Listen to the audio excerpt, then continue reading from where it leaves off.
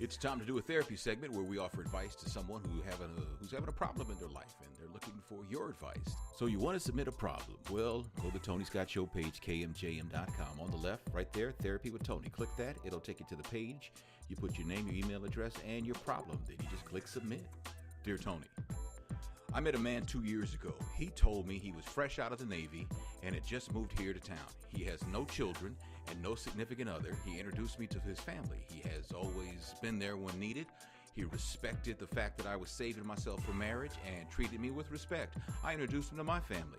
Back in September, we got carried away and had too much to drink following my graduation party, and we attempted to have sex. Being that I had never actually had sex, it was difficult and messy. The condom broke.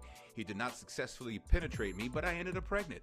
The doctors are calling it a splash pregnancy and say that it's a miracle, rare occurrence. He initially demanded that I get an abortion, and I refused, so he said, well, we can work together as a team, but I had to be honest with you.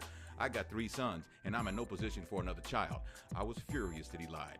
I did some further investigation through Facebook and found out that he's married and actually lives in Mount Vernon, Illinois, with his mistress that his wife caught him cheating with. Now, I have spoken to his wife several times. I am now 7 months pregnant. Do I let someone like this in my daughter's life?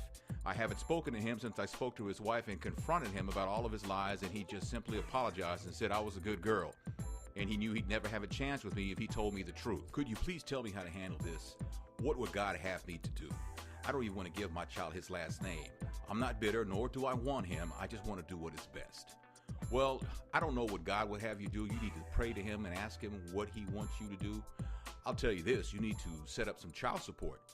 He needs to be responsible as the father of the child. He needs to step up and do the right thing. You know this already. He is entitled to visitation, but something tells me he's not going to bother you about that because he doesn't sound like he really cares about the kids he's got now.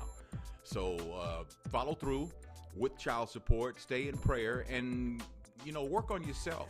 Don't beat yourself up for being taken advantage of like this. I'm sorry that it happened to you, but don't be bitter. You're going to have to find it in your heart to forgive him for the sake of your daughter.